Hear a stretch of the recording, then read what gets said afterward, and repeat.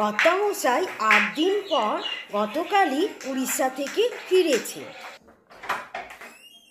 কি বাজারে কি লাগবে? বাজারে কি লাগবে? বাজারে তো মাছ তো আনবেই, তার সঙ্গে সবজিপাতি আনবে, আর একটু চিংড়ি মাছ নিয়ে আসবে। আচ্ছা, আর সবজি কি লাগবে? সবজি তোমার মতন তুমি নিয়ে আসবে, আমি তো আর যাচ্ছি না। তুমি তোমার পছন্দ মতন নিয়ে আসবে, আর এ আনবে ওই 1 কিলো ওজনের শোল মাছ নিয়ে না, একটু কম ওজনের নেবে। ঠিক আছে।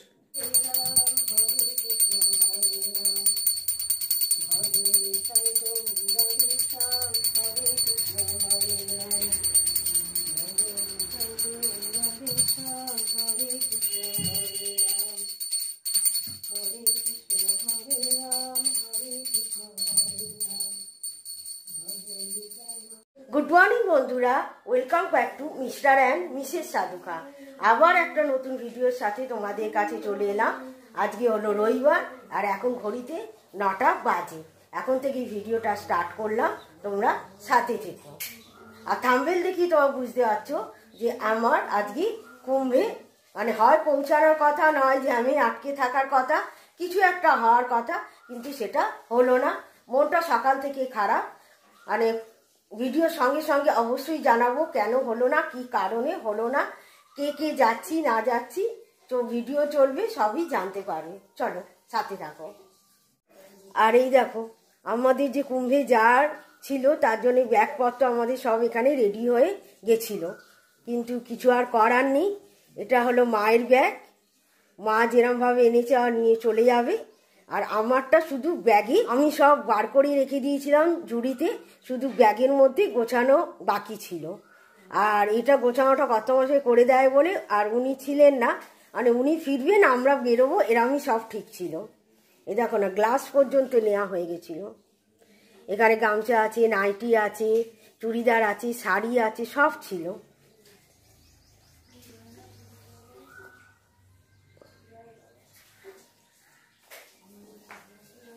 এবার চলো গল্পটা বলি। মা বোনের সঙ্গে কথা বলতে বলতে বেশ কিছুদিন আগে বলেছিল যে কেউ যদি কুম্ভতে যেত তাহলে আমিও যেতাম। বোন সেটা শুনে নিয়ে ফেসবুক থেকে কিছু ট্যুর পার্টির সঙ্গে যোগাযোগ করে। তার মধ্যে একটা বেরিয়েছিল আমাদেরই বেহালায়। অন্যান্য ট্যুর পার্টিরা অযোধ্যা, কাশি, গয়া সব করাচ্ছিল। বেহালাতে যে ট্যুর পার্টির সঙ্গে যোগাযোগ করেছিল তারা শুধু কুম্ভতে নিয়ে যাচ্ছিল। সেই মতন আমাদের অ্যাডভান্সও দেয়া হয়ে গেছিল। 5,100 করে নিচ্ছিল, তার মধ্যে 1,500 টাকা করে অ্যাডভান্স নিয়েছিল। আমরা 5 জনে যাচ্ছিলাম, আমি, মা, রাজু আর আমার এক কাকু কাকিমা।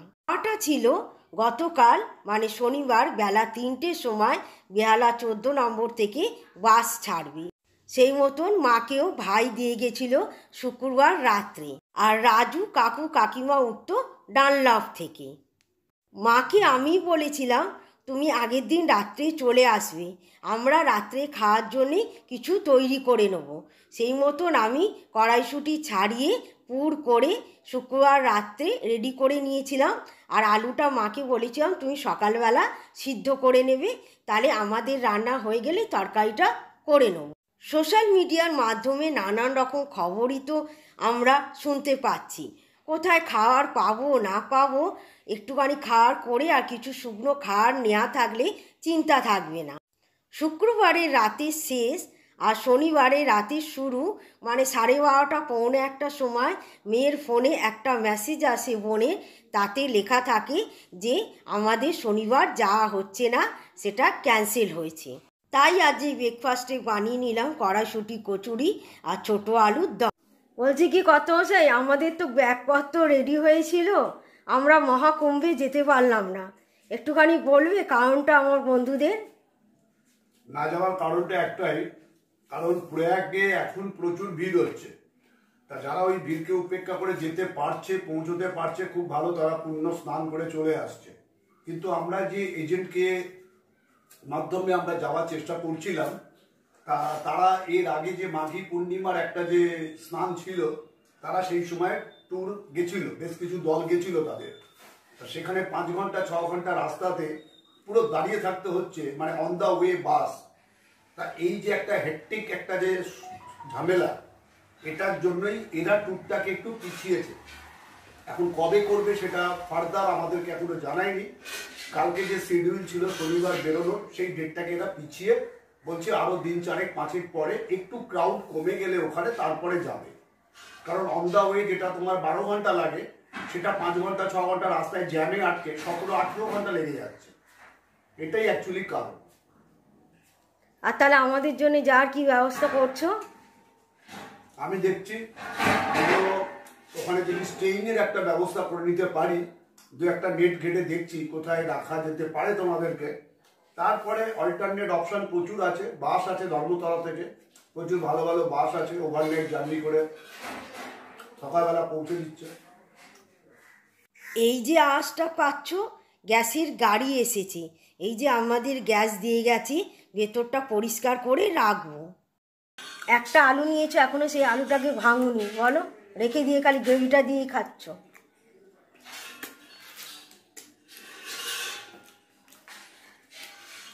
আর এখানে মা কাটাকুটি করতে বসে গেছে। যে আজ লাউ হবে চিংড়ি মাছ দিয়ে, আর ফুলকপি দিয়ে মাছের তরকারি, আর তার সঙ্গে হবে এই যে নিম বেগুন ভাজা। এখানে সব বাজার সাজানো হয়ে গেছে। লাউটা কচি আছে মা? লাউ তো একটু আলু দেবে তো? দা আলুটা এনে দিই। পুরো লাউটা তাহলে দিয়ে দাও, লাউটা একটুখানি হয়ে যাবে। আর দেখি কি করবে? হ্যাঁ হ্যাঁ, পুরো লাউটা দিয়ে দাও। প্রতিদিন মহাকুম্ভে হাজার না লক্ষ বলবো জানি না, এত এত মানুষ স্নান করছে, যত দেখছি তত আমার যার ইচ্ছা বাড়ছে। কিন্তু আবার একদিকে চিন্তাও করছি, মাইলের পর মাইল হাঁটতে পারবো তো? গেলে নর্মাল দিনে যাব। আর একটাই সাইসান আছে শিবরাত্রির দিন, তার 2 দিন আগেও যাব না, আর পরে তো কোনো কথাই নেই, কারণ কুম্ভ শেষ। আর মা থাকলে আমার তো রাধি বাড়িতে ছুটি। আমি এখন করছি জোগাড়ের কাজ। কত সেই বাজার থেকে কড়াইশুঁটি আনিনি, আবার আমাদের এই সামনের দোকানটা থেকে নিয়ে আনানা ওনাকেই দিয়ে আমি একটুখানি ছাড়িয়ে দিলাম।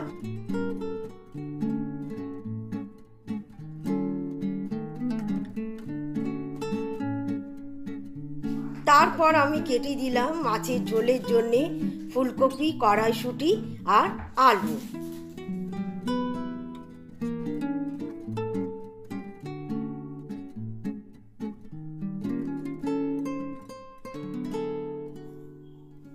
আর এদিকে লাউটা এতটাই কচি ছিল যে কড়া ভর্তি জল বেরিয়েছে।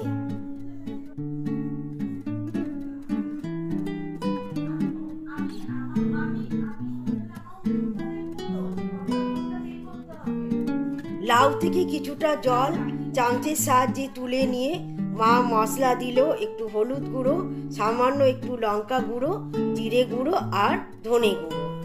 আর ভালো করে লাউটাকে কষে নিয়ে দেবে লাউ থেকে তুলে রাখা জলটা।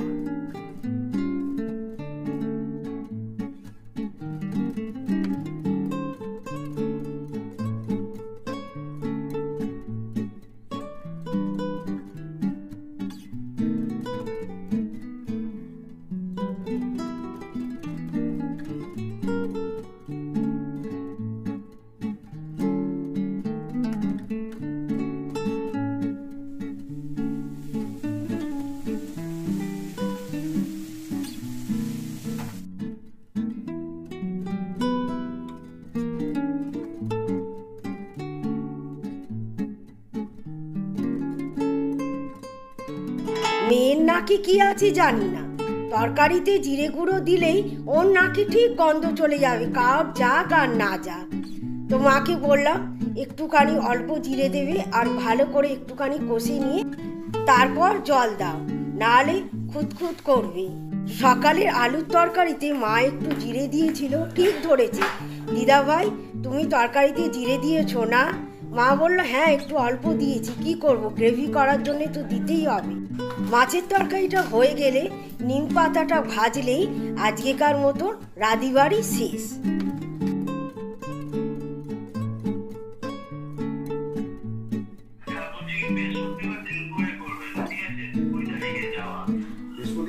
হোটেলের রুমটা আগে দেখতে হবে আছে কিনা, তারপরে বাসের টিকিট দেখতে হবে যাওয়া এবং আসা।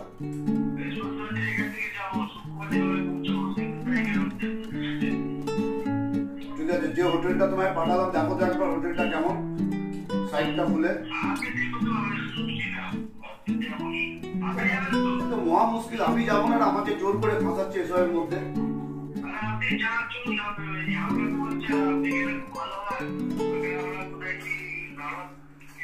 হারিয়ে যাবে বলো, কোথায় হারিয়ে যাবে? আর মেয়েটা কোথায় থাকবে? মেয়েটা রাজু রাখবে। রাজু তো যাচ্ছে। এই কি করে যাবে? মেয়ে বুয়া কোথায় থাকবে?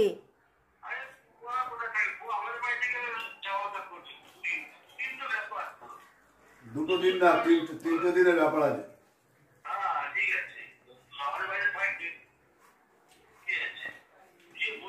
আমি যাচ্ছি না দিদি, দাদা কিচ্ছু নার্ভাস না, বাসে যাবে ঘুমিয়ে ঘুমিয়ে, ওখানে নামবে, হোটেল নেবে, আবার স্নান করবে, চলে যাবে। যেহেতু কর্তামশাই চাকরির জন্যে অনেক বছর ধরে বাইরে ঘুরে বেড়াচ্ছে, রাজু জানে উনি গেলে নিশ্চিত। বাস থেকে নেওয়ার পর প্রয়াগরাজে মহাকুম্ভে পৌঁছানোটাই আসল ব্যাপার। সেই কারণে রাজু চাইছে যে জামাইবাবু একান্তই যাক। আমাদের সবার খাওয়া দাওয়া হয়ে গেছে, মা যাওয়ার জন্যে রেডি। ওটা দিয়ে আসছি। আচ্ছা ঠিক আছে।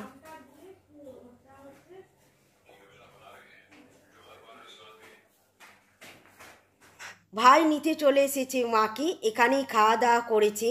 মাকে বললাম দুদিন থাকো, মা বলল না, যদি কুম্ভে যাই, ঘরে ঠাকুর আছে, তোর ভাইয়ের ভরসায় অতদিন রাখলে চলবে না। আর ওদিকে কর্তামশাই আর মেয়ে আমাদের কুম্ভে যাওয়ার সব কিছু ব্যবস্থা দেখছে। তাহলে চলো আজকের মতন ভিডিওটা এখানেই শেষ করলাম। আবার একটা নতুন ভিডিওর সাথে আবার তোমাদের সঙ্গে দেখা হবে। আজকের মতন সবাইকে টাটা, বাই বাই।